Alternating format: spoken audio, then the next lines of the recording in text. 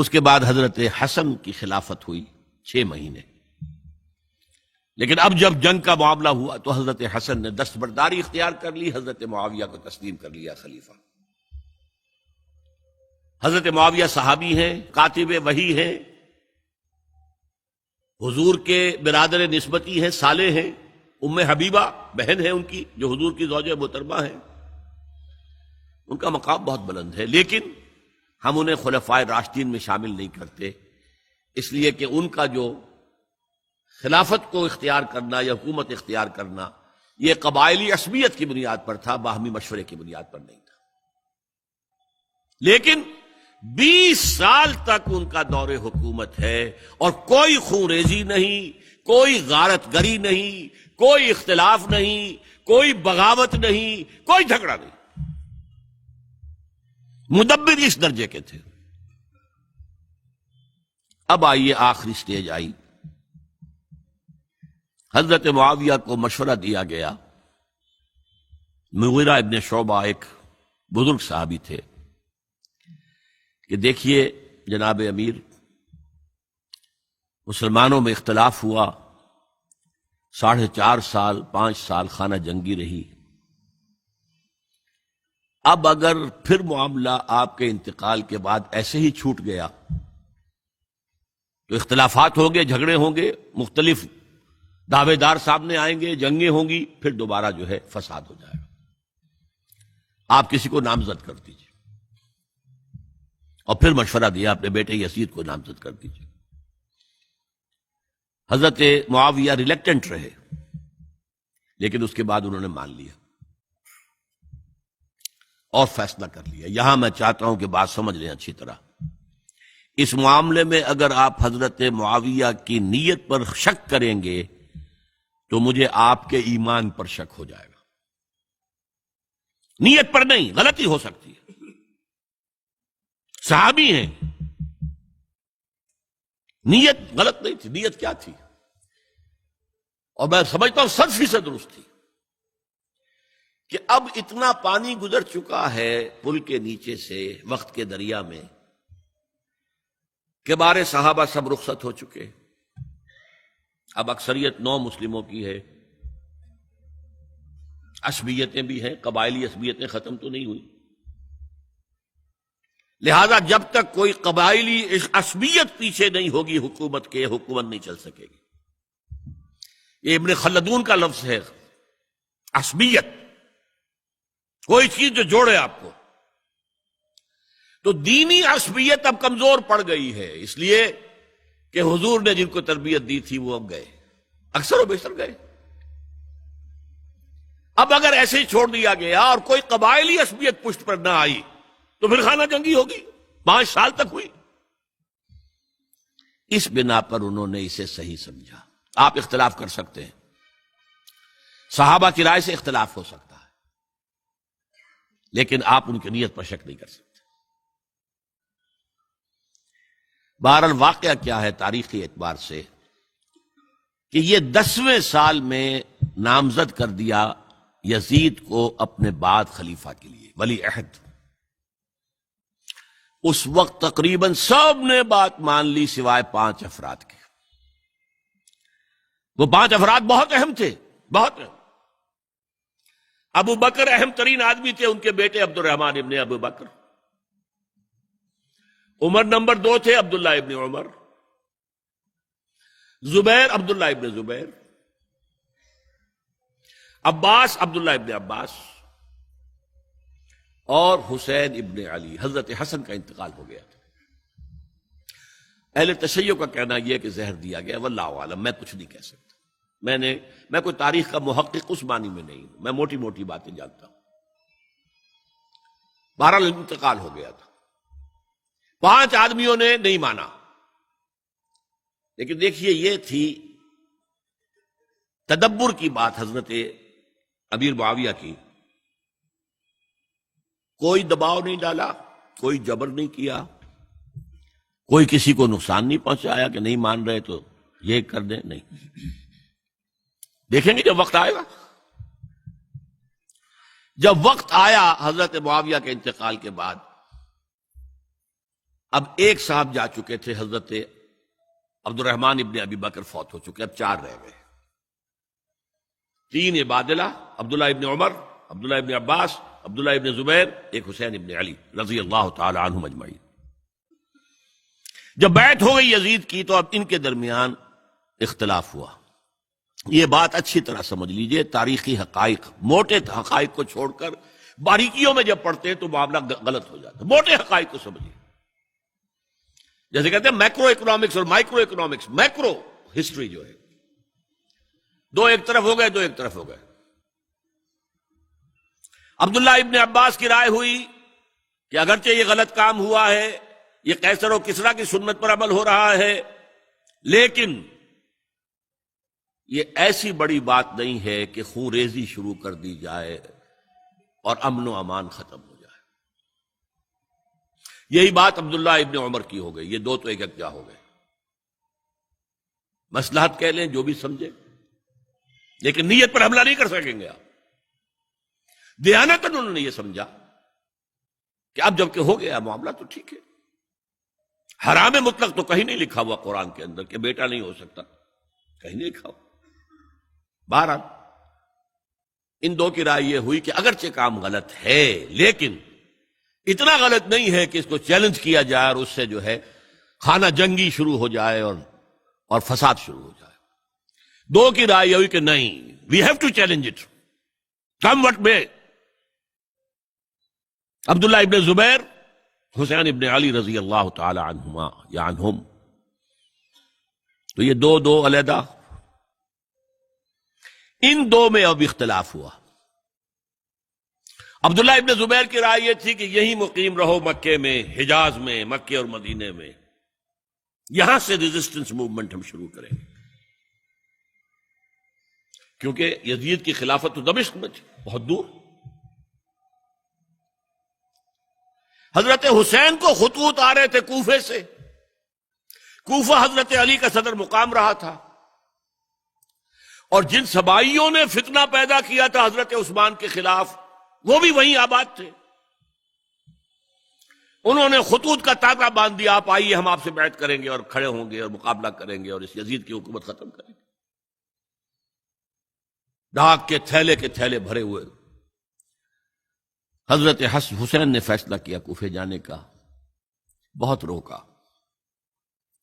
عبداللہ ابن عباس بہت ان سے بزرگ تھے عمر میں، اور ویسے بھی ایک اعتبار سے نانا تھے، ایک اعتبار سے پردادا تھے۔ حضرت عبداللہ ابن عباس حضور کے چچا زاد بھائی تھے، تو نانا ہو گئے کہ نہیں؟ حضور نانا تھے کہ نہیں؟ اور حضور کے چچا تھے حضرت عباس، ان کے بیٹے ہیں یہ۔ تو اس اعتبار سے حضرت علی رضی اللہ تعالیٰ عنہ کے کیا ہو گئے؟ چچا۔ بہرحال میں کچھ گڑبڑ کر رہا ہوں اس وقت۔ وہ دوڑتے جا رہے تھے کہ حسین خدا کے لیے مت جاؤ، خدا کے لیے مت جاؤ، یہ کوفی تمہارا ساتھ نہیں دیں گے، الکوفی لا یوفی، کوفی وفا نہیں کرتا وعدہ، اور خدا کے لیے اگر جانا ہے اپنے گھر والوں کو یہاں چھوڑ جاؤ۔ بس حضرت حسین پر رضی اللہ تعالی عنہ جو ایک کیفیت تھی، انہوں نے سب باتوں کو نظر انداز کیا۔ وہاں ہزاروں لوگوں نے مسلم بن عقیل جو حضرت حسین کے نمائندے کی حیثیت سے پہلے گئے تھے، ان کے ہاتھوں پر بیعت کیا، وہ خطوط آ رہے تو اور بھی بات پختہ ہو گئی۔ ابھی راستے ہی میں تھے کہ پتہ چلا کہ ابن زیاد گورنر بن کر آیا ہے، اور اس نے جو وہاں پر تشدد کیا ہے اور ڈنڈا برسایا ہے، سب بیعت توڑ کے گھروں میں چھپ گئے، اور مسلم بن عقیل جو ہیں وہ بے یار و مددگار شہید بھی کر دیے گئے۔ حضرت حسین نے ارادہ کیا کہ واپس ہو جائے مدینے کی طرف۔ اب مسلم بن عقیل کے بیٹے جو ہیں، وہ عرب کی ایک غیرت ہے، ایک آنر جسے آج کل کہتے ہیں، ہم اپنے باپ کا بدلہ لیے بغیر نہیں جائیں گے۔ اور حضرت حسین کی شرافت اور مروت، یہ لوگ میرے ساتھ آئے تھے نا، میرا ساتھ دے رہے تھے، اب میں ان کا ساتھ کیسے چھوڑوں؟ بہرحال وہ حادثہ فاجعہ ہو کر رہا، اور اس میں سب سے بڑا سبب جو بنا ہے وہ میں چاہتا ہوں جس کی طرف کسی کی نگاہ نہیں گئی۔ افسوس یہ ہے کہ میرا اس پر جو کتابچہ ہے سانحہ کربلا وہ آؤٹ آف پرنٹ تھا، کوشش تھی کہ آج یہاں وہ پیش کیا جاتا، مختصر ترین، لیکن آپ دیکھیں گے کہ کلیئر ہو جاتی ہے ہسٹری۔ دو کتابچے ہیں، شہید مظلوم، میرے نزدیک مظلوم ترین شہید حضرت عثمان رضی اللہ تعالی عنہ، اور سانحہ کربلا، بہت بڑا سانحہ ہے، اس میں کوئی شک نہیں۔ حضرت حسین کا صبر اور مثابرت اور استقلال اور شجاعت یہ مثالی ہے تاریخ کے اندر۔ اپنے سامنے جو ہے اپنے ایک ایک کر کے چراغ گل ہو رہے ہیں، خاندان سارا ختم ہو رہا ہے، شیرخوار بچے شہید ہو رہے ہیں۔ وہ تو ایک بچہ بیمار تھا، حضرت علی بن حسین زین العابدین رحمت اللہ علیہ، وہ بچا ہے۔ لیکن اصل میں شرافت اور مروت جو ہے وہ بسا اوقات اپنی شرافت کی وجہ سے مار کھا جاتی ہے۔ حضرت حسین سے میرے نزدیک یہ ایک اسٹریٹجک مسٹیک ہوئی کہ جب کوفیوں کا لشکر سامنے تھا تو وہاں کھڑے ہو کر ایک ایک کا نام لے گا، فلاں ابن فلاں، کیا تم نے مجھے خط نہیں لکھا تھا؟ اے فلاں ابن فلاں، کیا تم نے مجھے خط نہیں لکھا تھا؟ سب کے راز فاش کر رہے ہیں، اور دیکھو یہ میرے پاس یہ تھیلے بھرے ہوئے تمہارے خطوں کے موجود ہیں، تم نے مجھے بلایا اور میں آیا۔ یہ بات تھی جس کی بنا پر اب ان کے لیے کوئی چارہ نہیں تھا کہ انہیں شہید کر دیں، ورنہ تو یہ ہمارا بھانڈا پھوڑ دیں گے جا کر یزید کے پاس، تو ہماری کھالیں کھنچ جائیں گی۔ یہی وجہ ہے کہ حضرت حسین نے 3 آفرز کی، مجھے واپس مدینے جانے دو، نہیں، مجھے یزید کے پاس جانے دو، نہیں، مجھے کہیں اسلامی سرحد پر بھیج دو، میں وہاں پر کافروں سے جنگ کرتے ہوئے زندگی ختم کر لوں گا، نہیں، ہیئر اینڈ ناؤ بیٹھ کرو۔ یہ حضرت حسین کی شرافت، غیرت، حمیت، مروت اس کے خلاف تھا، لہذا انہیں شہید کیا گیا، اور پھر خیموں کو آگ لگائی گئی۔ یہ نوٹ کیجئے کیوں لگائی گئی۔ اگر تو یہ غصے اور انتقام میں اور وینجینس میں ہوتا تو حضرت علی بن حسین زین العابدین کو بھی شہید کرنا چاہیے تھا، نہیں کیا۔ اگر یہ اس طرح کا معاملہ ہوتا تو خواتین کی بے حرمتی ہوتی، نہیں ہوئی۔ یہ خیمے کیوں جلائے؟ تاکہ وہ جو ایویڈنس ہے وہ ختم ہو جائے، ہمارے خلاف یہ جو ڈاکومنٹری پروف لیے پھر رہے ہیں، خیمے جلیں گے اور یہ تھیلے بھی جل جائیں گے اور یہ خود بھی جل جائیں گے اور ہم بچ جائیں گے۔ یہ ہے میرا تجزیہ۔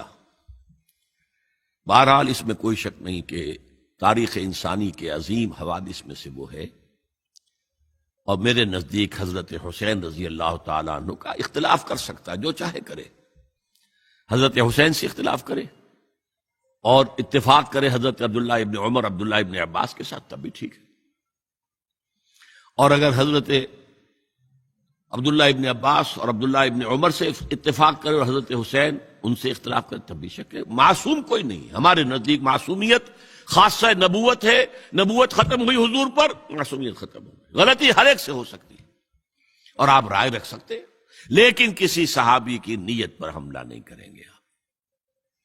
صحابی کی نیت پر حملے کا مطلب کیا ہے کہ محمد صلی اللہ علیہ وسلم تزکیہ نفس نہیں کر پائے، یہ ریفلیکٹ کرے گی حضور کی اس پوری کی پوری جد و جہد پر کہ شخصیت سازی نہیں کر پائے محمد صلی اللہ علیہ وسلم، نہیں، معاذ اللہ ثم معاذ اللہ ثم معاذ اللہ۔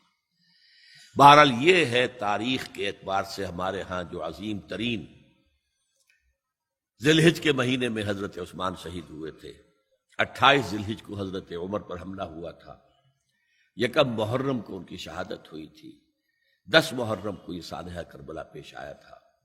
یہ ہماری اس ابتدائی تاریخ کے اہم لینڈ مارکس ہیں جنہیں ہم شہادت کے نام سے جانتے ہیں، لیکن میں اب پھر دوبارہ کہوں گا یہ اللہ کی راہ میں قتل ہوئے۔ وَلَا تَقُولُوا لِمَنْ يُقْتَلُ فِي سَبِيلِ اللَّهِ أَمْوَاتٌ بَلْ أَحْيَاءٌ وَلَٰكِنْ لَا تَشْعُرُونَ۔ ولا تحسبن الذین قتلوا فی سبیل اللہ امواتا بل احیاء عند ربہم یرزقون، لیکن وہ شہادت علی الناس کی ذمہ داری جو مجھ پر اور آپ پر ہے، حضرت حسین کو یاد کر لیں، حضرت عثمان کو یاد کر لیں، ان کے لیے کوئی رنج اور غم کا اظہار کر لیں، اس سے کچھ حاصل نہیں ہے۔ حاصل تو یہ ہے کہ شہادت علی الناس کی تیاری کیجئے، اپنی ذاتی زندگی میں آج سے گواہی دیجئے اللہ کے بندے ہونے کی، اپنے عمل میں، اپنے قول میں، اور کوشش کیجئے کہ مل جل کر اس ملک کے اندر وہ نظام برپا کرے کہ جو شہادت علی الناس، دین حق کے ایک کامل نمونے کے طور پر دنیا پر حجت قائم کر دے کہ دیکھ لو اپنی آنکھوں سے، یہ ہے وہ دین حق جو محمد لے کر آئے تھے۔ اللہ تعالیٰ مجھے اور آپ کو اس کی توفیق عطا فرمائے۔